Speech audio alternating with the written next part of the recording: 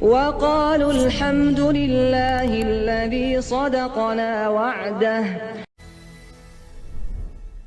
Abraha was the governor of Yemen under Najashi. So Najashi, not the same Najashi as the one that the Prophet Sahaba emigrated to, but his father. That Najashi had conquered some areas of Yemen, and he had sent his governor, and his governor's name was Abraha. So Abraha was the governor of the Najashi in Yemen, and he saw his people every year go north. So he said, where are you guys going? So they said, we have to go do Hajj. He said, why? What is there? He said, there's the house of Allah. So he said, I will build you a house that is far better than any of your houses, and you will come for Hajj under here. So he built a massive cathedral because they were Christians, and it was out of glass and out of, can you imagine in Arabia to bring stained glass? Because they had access to these architects and whatnot. And he built a cathedral in Yemen, the likes of which he thought would become the biggest temple of Christianity in the entire Arabian Peninsula.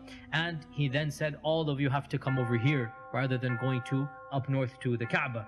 And when one of the Bedouins heard this, he went there, but he went there to relieve himself, number one and number two. And he went there and he did that. And he became so angry, Abraha, that he said, as revenge, I will destroy this house, so people must come to my house. And that is why he gathered together his army. And of course, because they were from Abyssinia, so they had elephants. Otherwise, elephants did not live in the Arabian Peninsula as natural beasts over there. But because he was from Africa, so he had a group of African elephants. And of course, the people of Africa had trained the elephants to be instruments of war.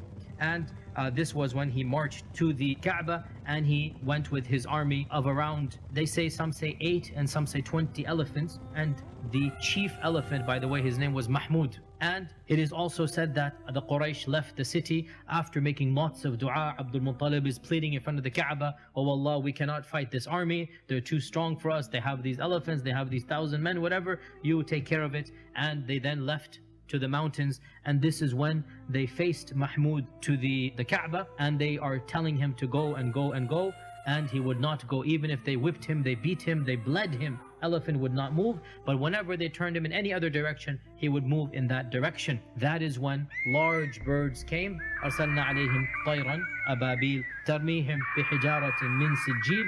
So stones from Jahannam, imagine stones from Jahannam in this world, they're coming.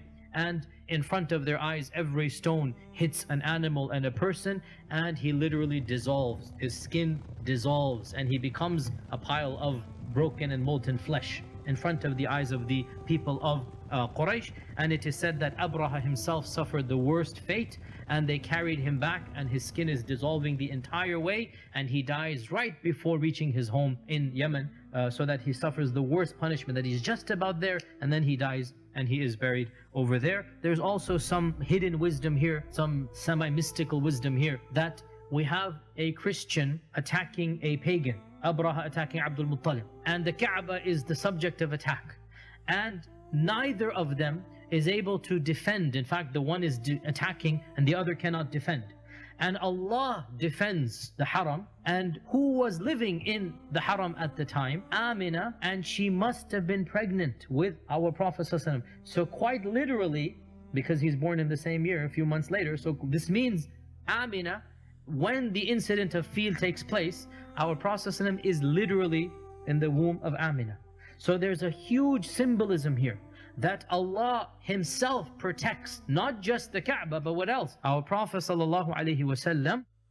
And it is as if to indicate that the mushrikun could not protect the Kaaba, they're not worthy of the Kaaba. So Allah subhanahu wa ta'ala destroyed those who attempted to harm it, because there will come now somebody who will be worthy of the Kaaba. The Quraysh have not been worthy to the level they deserve. So somebody will now come, and that is our Prophet ﷺ, who purified it of its idols, who made it the Qibla, and who returned it to the glory that it was, and that is the initial house that Ibrahim ﷺ built.